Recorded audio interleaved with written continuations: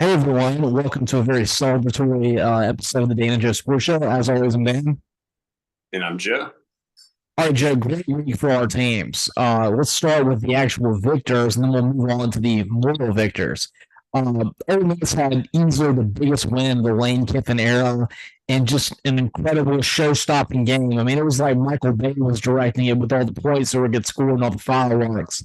55-49. And Joe, let me read off these stats that Jaden Daniels and Jackson Dart had. Jaden Daniels, LSU's quarterback, 414 yards, 4 TDs, and no picks. And then Jackson Dart on the other side, a pedestrian, 389 yards, 4 TDs, and zero picks. I mean, there's no way that I saw a game like this coming. Yeah, it was unbelievable, Dan. Definitely an all-timer, like you were telling me in the text message Saturday night for Ole Miss. It just kind of adds to the tradition of this rivalry. And just the quarterback play was just so compelling, so good. I mean, the connection between Daniels and those receivers, just unbelievable. I mean, the execution that they were completing some of those passes was really high, at a higher level than some NFL quarterbacks I've seen in recent years. It was just crazy.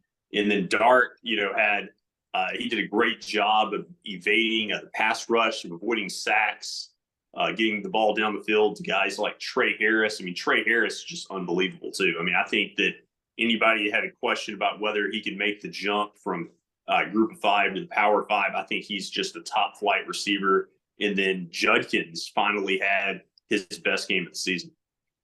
Yeah, that was the biggest thing to me is that, there's been so much problem this whole season with getting Judkins going. I'm not sure what the issue has been. I know against Tulane, it looked like he was in a lot of pain. You could see it on the sidelines. I'm not sure what it was exactly, but you could see him wincing a whole lot. So I know he wasn't feeling good during that game. But he just hasn't really seemed to be himself this year. And he finally went out, and I think he had over 100 yards rushing in the game.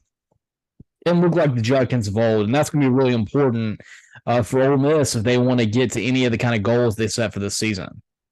Yes, definitely. And I think that what was encouraging about it is following the Alabama game, you saw the offense really stall at Tuscaloosa, and you felt like, did they really even prepare for this game? Like, I didn't see anything really creative or innovative from Lane Kiffin.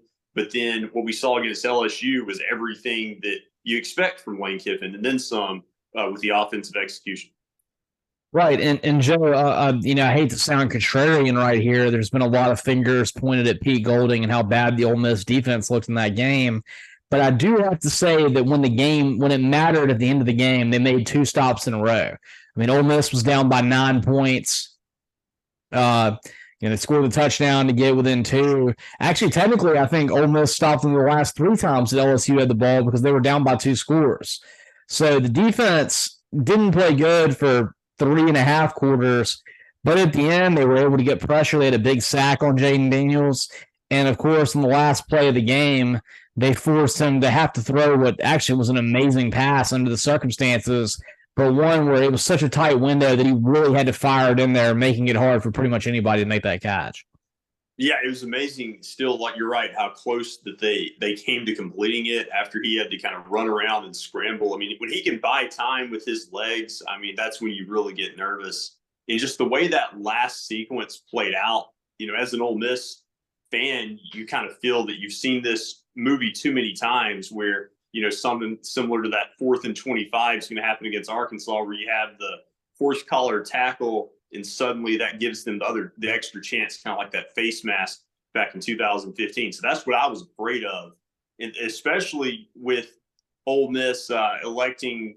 I guess Kiffin didn't want him to score the touchdown, but Harris, got in the end zone, and so they didn't run the clock out, and so then you're really scared about giving LSU that extra time. Yeah, and I mean, it's weird. It reminded me so much of the Ole Miss Tennessee game, of course, the legendary golf ball game, where not only do you have the issue with trash being thrown on the field and angry Ole Miss fans that it was frankly a badly missed call. You also have the fact that, remember, Ole Miss gave Tennessee the ball back at the end of that game with maybe 35 seconds, and Joe Milton moved them all the way down the field in like 15 seconds, and they had like 3 or 4 plays inside the 25-yard line to win that game. And this is exactly what happened here. I mean, I want to say when Ole Miss kicked the ball off, LSU had about 42 seconds. I mean, it wasn't 15 seconds later that LSU was already like in touchdown land. I mean, they were already in a place where they could throw the ball into the end zone. And I mean, you had to get a sack in order to bring them back to where it even made the last play difficult. It was amazing how quickly they moved down the field there at the very end.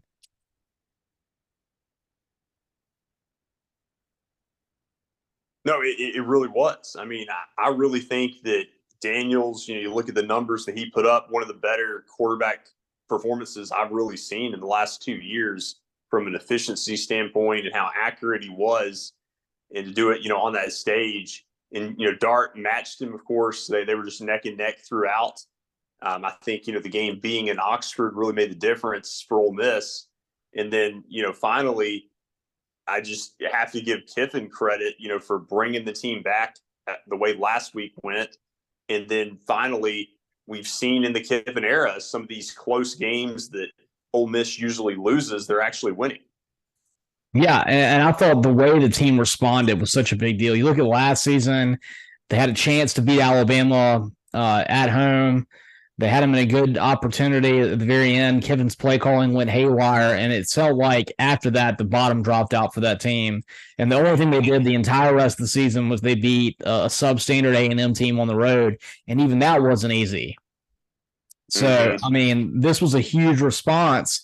And, Joe, I think going into the season, if you told us, too, that they would split the game between Bama and LSU, we would have been happy with that because – frankly, I mean, that's exceeding expectations. I mean, going into the season, we probably would have put Bama and LSU as losses.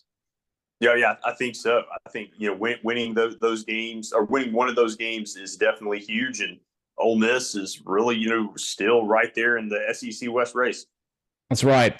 And, Joe, on a funny note, I got to say that, we've been making fun of Tennessee fans for the last 2 years about the mustard and about the golf ball and all the things that happened when they rushed the field.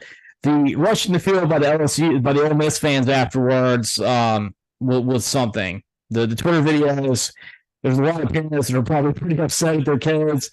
And most importantly, there are 2 examples. One was the kid that was running around without a shirt on, runs up to what appears to be an LSU defensive lineman, says F LSU to him, and then, of course, the LSU player responds by pushing him into the ground. And then this Ole Miss fan gets back up and calls him something else, which I'm not even going to intimate. And I was just sitting there thinking to myself, if I were his friend, I don't even think I would help him if the LSU guy punched him. It's like kind of asking for something right there. And, I was thinking to myself, if this was my kid and he rushed the field, I would be saying, just show some better judgment, man, because you're talking to a guy who just lost a close football game, and he's 4 times the size of you. What do you think's going to happen?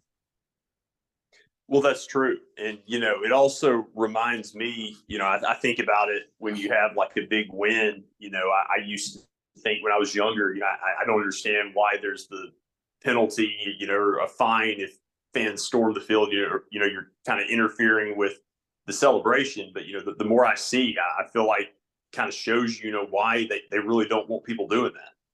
Yeah, you see examples like that, and it makes you think about it. Like, for instance, when Tennessee beat Alabama last year, Jermaine Burton punched that girl. I don't know what she said to him. I don't know what she did. But then whatever it was, apparently it was bad enough that Nick Saban in his infinite wisdom didn't even suspend him. So I don't know. I mean, in that circumstance, let me say if I was BK and that guy had gotten hurt, he did anything, I would be like, I'm not suspending my player for that. I'm just not. I mean, it's a chaotic situation. I mean, you're asking for trouble, in that type of situation. And honestly, anybody that runs on the field, they have to be prepared to kind of assume that risk. Right. And, as much as this guy's getting made fun of this week, it's possible he's not the most made fun of Ole Miss fan out there right now. There was the guy who got on the goalpost and started kissing it and appeared to be making some thrusting motions on it. And then no one else gets on the goalpost. He jumps off, he face plants, and then he gets arrested. And I was just like, I mean, shouldn't you have talked to some other people before you decide to get up there? Generally, that's I've been a part of a goalpost taking down. In fact, it was 2014 against Alabama. I got involved in it. You don't do it by yourself. You have to have a coordinated effort, and you don't want to be that one guy that's doing it. Yeah, I mean, the more you talk about it, like like I said, you run on the field. It's a chaotic situation. It's often a very dangerous situation. Um, you know, I don't know what to say other than like some of these people, they've got to use better judgment. Yeah. I mean, exactly. And then the best one is, you also have the little security guard that was sitting there like trying to block people from getting on, and he doesn't catch anybody. But then he like slaps a girl and puts her on the ground. I'm like, what? What are you doing, man? Like, Wow. it was just, oh, man. But the thing is, you can't really stop it. I mean, the only way you could actually stop it is to basically put up like a hockey wall around the field. You know, Yeah, you have to do something like that to obstruct their entry. because here's the deal: like, who cares if you have $100,000 fine? Somebody will pay it, or they'll do a GoFundMe to the university, and they'll raise the money in 3 hours. That's not a real solution. I really think that if and I hesitate to put this out there, but the only way I think you could actually stop people from doing it would be if you took away home games. Like if you actually made a penalty, if you rushed the field, then next year you played Alabama on the road, but you have to play them on the road again. Mm-hmm. Yeah, something like that would deter it. Absolutely. Well, Joe, there was a crowd storming in Oxford for a huge win. There almost was one in Auburn. I mean, I gave Auburn zero chance to not beat Georgia, not to not even be in that game against Georgia. And I was shocked. I mean, they get out to the 10-0 lead. The defense is causing turnovers. There was an incredible interception by Jalen Simpson, who, if he doesn't get first team All SEC, then there's something wrong with the voting. Joe, he's leading the country in interceptions right now with 4. And I mean, he absolutely stole the ball from a Georgia wideout early on. And we actually saw Auburn's running game get going against a Georgia defense. Auburn finished with 219 yards rushing, which, to be honest, Joe, I would have been happy with like 120 yards rushing against that Georgia defense. And they get to the second half, and Georgia has to have a magical drive to be able to win the game, and one where basically all they did was throw it to Brock Bowers. And pretty much that's all they did in the fourth quarter is Brock Bowers had 120 yards in the fourth quarter. And I think that right now, I know that there's so many quarterbacks that are really good, and he doesn't have much of a chance of winning the Heisman, but I think he is the most valuable player for his team right now. It's either him or Caleb Williams. Regardless, I think he deserves an invitation to the Heisman ceremony. Yeah, no, I think that makes a lot of sense to invite him. It reminds me, I think I've used this analogy before with him, that it's kind of like in the sport of basketball when you have one player that the offense runs through him. Kind of reminds me of LeBron James when he was in Cleveland early on. Nobody else was really going to do anything, and so the offense always went through him, whether he was playing point guard or not. And that's really what you see with Bowers. Out of necessity, Georgia just does not really have weapons that are comparable. Their running game, to me, is very pedestrian based on their standards this year. And so you got to throw it to Bowers. He's got to have production like that for them to win. And I think that's one reason that they're vulnerable at some point this season. I think so too, Joe. I mean, I think right now they've lost something like 3 running backs to injuries. So they've gotten a little bit decimated at that position. I do think that Carson Beck has proven to be a very good quarterback. I mean, if you look at his numbers against Auburn, he did throw the interception, but it was a great interception. I think he was about a 70% passer in that game, had over 300 yards, and was perfect on the last drive, which you got a guy who, even though he's a senior, his first road start is at Jordan-Hare, which is arguably the most difficult place to play in America under the right circumstances. And you play a close game, you only win by 1 touchdown, but I think that Beck did a whole lot. I thought that was an impressive, start for him. Oh, I think so. Yeah, for him to get that win, that was a big moment for him. But like you said, you give a lot of credit to Auburn for being right there. The field goal, in the fourth quarter to tie it 20-20, and it was really the difference is, we can't say it enough, is that one team had Brock Bowers. Yeah, that was the difference. And I mean, I thought Peyton Thorne played a lot better. I watched some tape where he had 6 drop passes where he put it right on the money. And now he only had 84 yards passing, but you add up those 6, he probably would have finished closer to 200, which, hey, against the Georgia defense, nothing wrong with that. And then you add in the fact that he got a 62-yard run against Georgia. Like, what are you talking about? Yeah, I mean, he really impressed me. Played a much better game, and I think that when you look at how close Auburn played, I think it was huge for having a first-year head coach to give Georgia this type of game. I think that it's a big statement for coming years that maybe not next year, well, maybe next year, but especially 2 years from now, if you're Georgia, you're really nervous going back to Auburn for that game. Yeah, I think that Georgia is going to be in trouble 2 years from now because Freeze will have his players, and you can already see a change in the demeanor. Both times that Harsin played Georgia, they never hung with him, not even really for a half. And, I thought that it was a decision that Freeze made, that while I understood it, I didn't think it was the right call at the time. And I don't know that it made it. I don't know that they would have won the game, but I think it would have been a little bit different. They were tied 10-10 at the end of the first half. And Auburn had 4th and 1, and they were about at the 20-yard line. And I was at my friend's house, and I was just begging. I was like, please kick the field goal. I mean, you and I have talked about this so many times, Joe. When you take on Georgia, when you take on Alabama, don't give away points. Yeah. I know you want the touchdown, but your defense is playing good. You're playing the number 1 team in America. Get the lead back. And instead, Freeze tries to run it up the middle. There's a bad snap, and they don't get the first down. And that's points that they gave away and ended up being 10-10 at half. I think it would have been a huge confidence boost to just be leading at halftime. Mm-hmm. Yeah, well, it changes everything. Like, even though, you still had that last drive at the end. I mean, does that drive feel different when it's not tied? If it's not tied, you're actually going for the win. Yeah, I think so too, man. I want to talk about this too. We talked about how with Ole Miss it was so good to see Quinshon Judkins have a good game where you saw him getting right. I thought that Jarquez Hunter had a real get-right game in this one. He had 64 yards. He really killed it on his outside runs. And I think, maybe he's starting to put all the stuff that happened over the summer, all the kind of, internal stuff that he's been dealing with the university.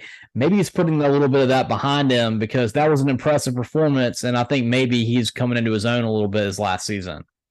Yeah, I could see that. It seemed like he was more himself and kind of looked more like midseason form. And I think that bodes well for the rest of his production this year. That's right, Joe. But I think this because, I hate to talk about moral victories, but I think that was a moral victory for Auburn. And I think it's a good sign that they're improving under Freeze. I mean, you look at it, they've definitely improved every game, I feel like. And that was their best performance of the season, and definitely one where you can take a lot of positives from a loss. I think so. Absolutely. Joe, speaking of taking positives from a loss, I think if you're a Duke fan today, you're obviously heartbroken, just like Notre Dame was last week. Notre Dame kind of basically did the same thing to you that Ohio State did to them. But I think you can say that you didn't lose the moment, right? You got to have game day on your campus for the first time. You had Notre Dame dead to rights. You came down from 10 points down. You got the lead at 14-10. And you got Notre Dame all the way to a point where they had a 4th and 16 they had to pick up, or else you won the game.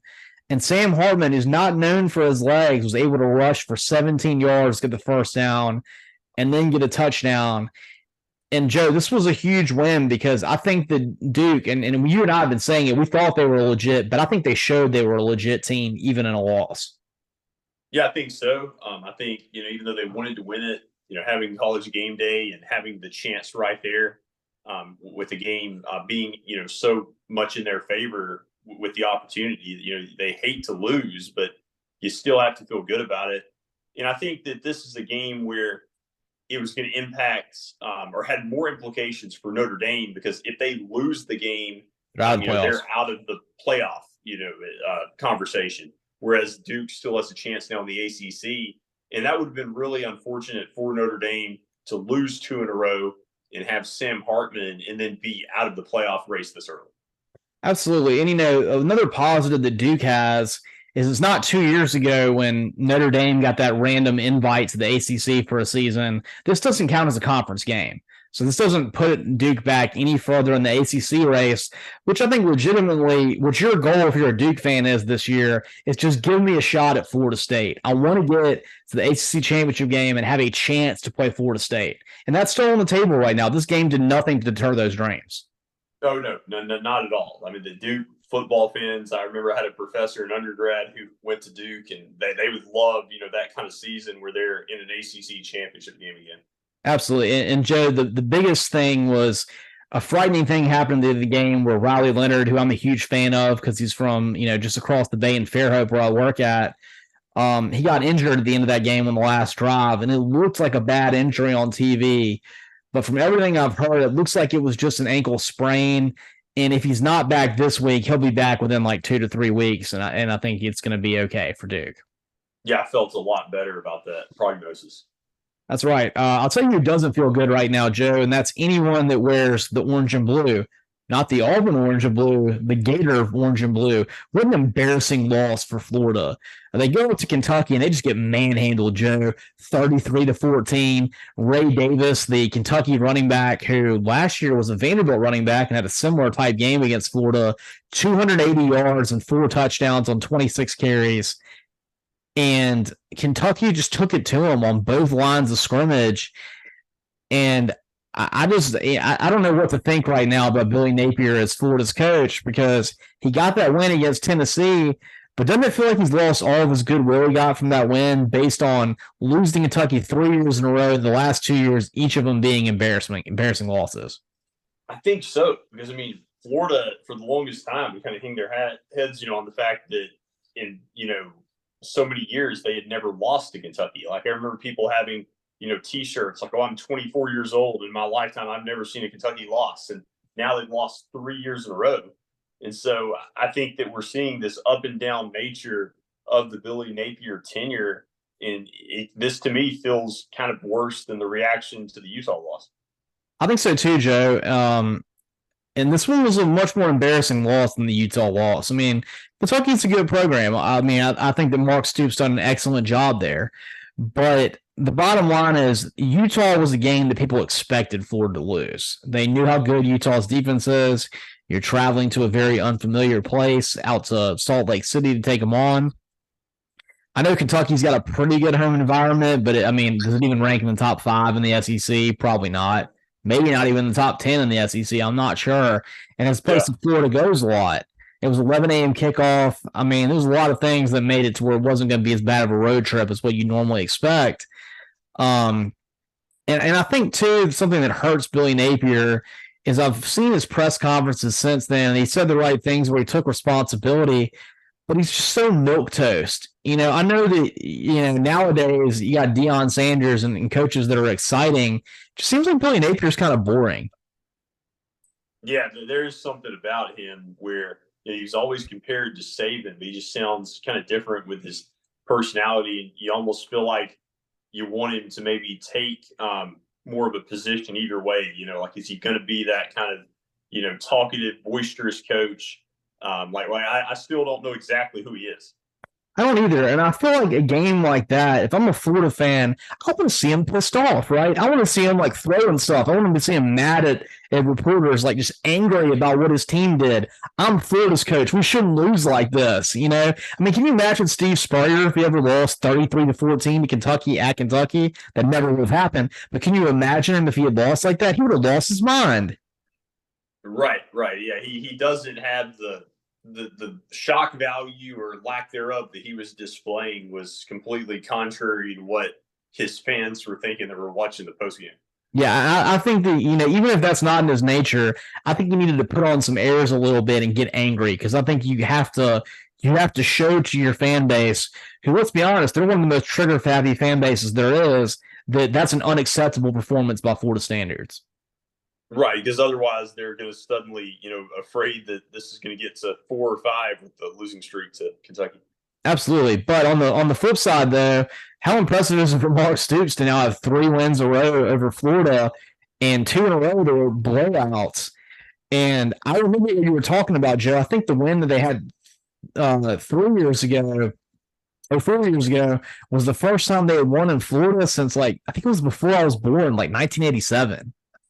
Yeah, it'd been forever. And I think now they have their first 3-game losing streak or 3-game winning streak in this series. I want to say going back at least 70 years since they won, or 60 years since they won 3 in a Yeah, row. I think I heard that it was like just after Bear Bryant left Kentucky, like that long ago. Oh, really? Oh, wow. Yeah, so I mean, we're talking a long time. And Joe, speaking of a long time, it's got to be a long time now if you're a Mississippi State fan since you actually had a real belief that you could beat Alabama. I mean, like every year this game is a snoozer where Alabama just kills them. And I mean, I can think of one time ever since like Nick Saban's been there. I guess he lost his first year to Sylvester Croom, but I kind of give Saban a pass. Let's say since Saban was really there, right? Like the real Saban years when he had his own teams, that Mississippi State even had a chance. And that was that one time that Dan Mullen, I don't think he had a great team. It wasn't the Dak Prescott year, but they played Alabama at home, and I remember Jalen Hurts was there, and they kind of had him dead to rights, but then, of course, they had Todd Graham, and he wouldn't stop blitzing. And finally, Alabama realized that through a screen pass, they could win the game, and they did. But that's like the only game that was even one where Mississippi State looked like they should win. Everything else has been just a train wreck after train wreck, and they're never competitive. They're always boring, and they got to be quite depressing if you're a Mississippi State fan. Yeah, you never really have any belief that their offense can do anything against Bama's defense. It seems like they always have a lot of 3-and-outs, and it seems like Bama always has some big plays. Milrow had 1 or 2 big runs, like with his feet. I know a big like breakaway touchdown, just showing how fast he was in the first half. And I agree with you. I mean, this is a game where State, year in and year out, over the last 16 years, basically has played Alabama similar to an FCS opponent, like they would play Alabama. Like it's just not, commensurate to the SEC. And the only reason I even watched this game is because I know so many people on both sides of this rivalry, and I always think about friends and family that I know who are Mississippi State fans who go to this game. But if it was not for that personal interest, this is a game I would never watch. I would never go to this game if I was a Mississippi State fan. I'll be honest, Joe. I haven't watched this game in the last 3 years because I know what the result's going to be. I went to this game 4 years ago when Alabama. That was unfortunately the game that Tua got hurt, but I went to it. Oh yeah. Alabama was just in so much control. I remember it was like 28-3, pretty fast, like in the blink of an eye.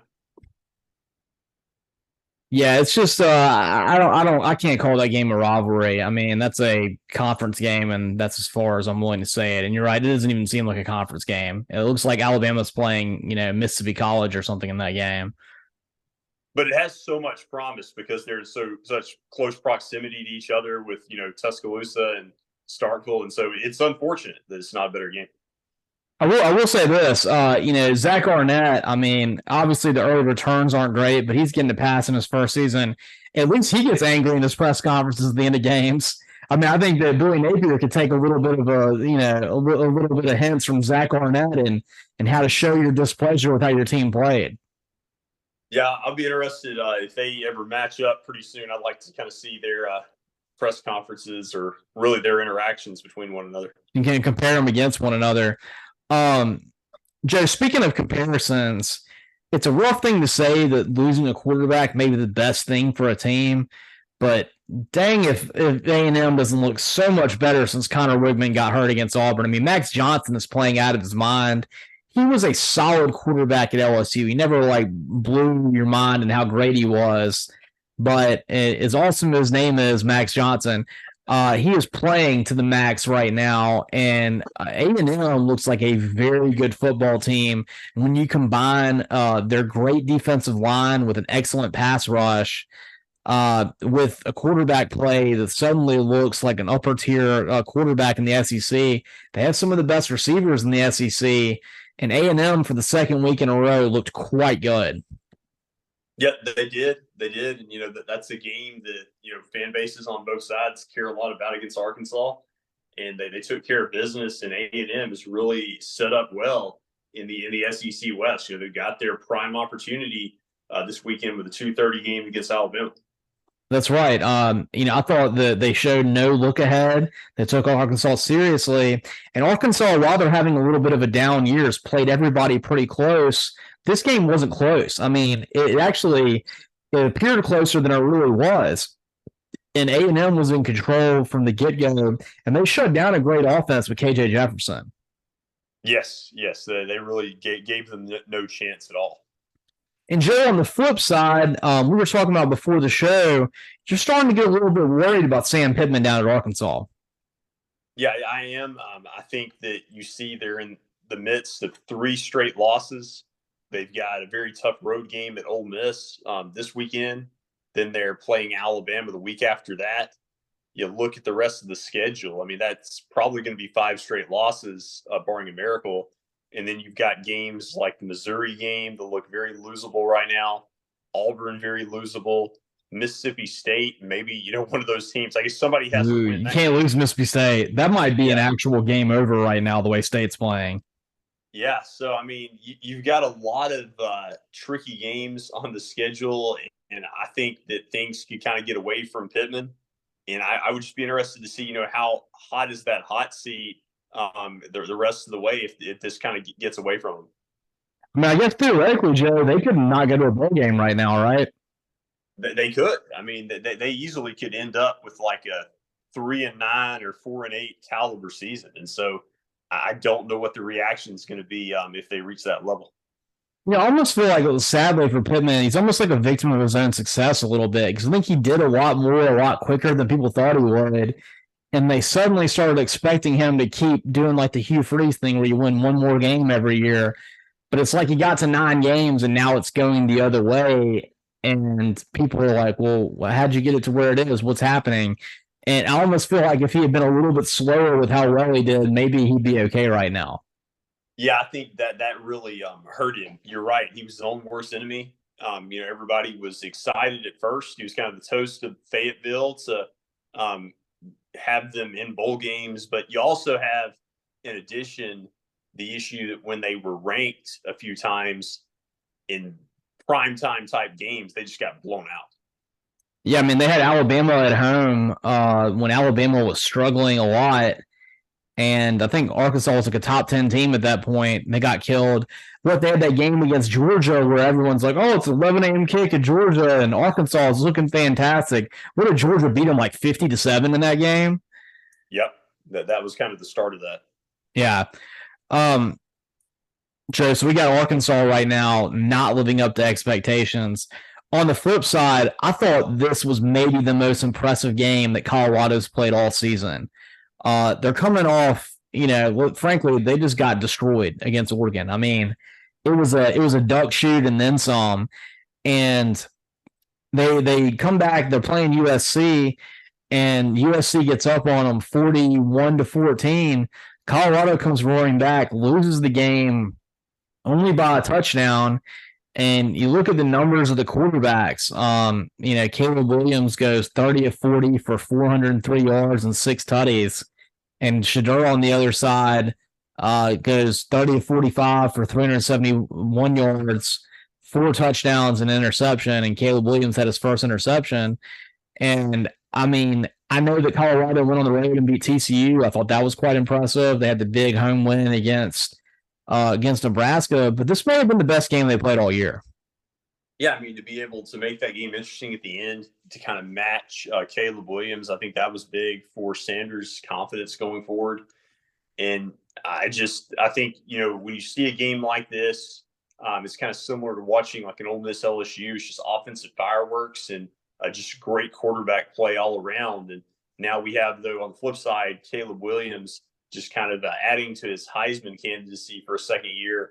And we were talking about before the show, a 21-1 touchdown interception ratio. I mean, that's fantastic, Joe. And right now, I mean, I think he's deserving of winning back-to-back Heismans. I mean, it's so crazy to think that, but he's doing nothing to derail his Heisman campaign. In fact, he's even better than he was last year. Well, I'll give you a stat I just thought of. speaking of like people that have been in the Heisman conversation, he's already with 21 touchdowns. I think he's got more than Matt Corral had for the entire season 2 years ago. That's crazy, man. He's putting up outlandish numbers. And we're not even halfway through the season, Joe. He could easily have more than 40 touchdowns. Oh, yeah, no doubt. And you think about the fact that he's got Washington left on the schedule, Oregon, UCLA. These are all teams that put up a lot of points. And he's probably going to have 6 or 7 touchdowns in those kind of games for his team to have a chance to win. Oh, yeah. Like, he's going to have the numbers, no doubt. Yeah, there's no doubt about that. And, I mean, if USC can go through the season undefeated, 1 loss, even 2 losses, the only reason they're going to be there is because of Caleb Williams. Right. It won't be his fault if they lose. But I think if you're Colorado and you're just a fan of Deion, I think this game shows they will make a bowl game this year. I wasn't quite sure after the Oregon game. I thought, okay, Nebraska rebuild, it's a train wreck that Matt Rule's on to rebuild. TCU, they kind of caught them. Maybe it was a hype game. Colorado State, whatever. That's not, that's a rivalry game, but Colorado State is beneath them. But this was a game that I think showed to me they're capable of winning 6 to 7 games.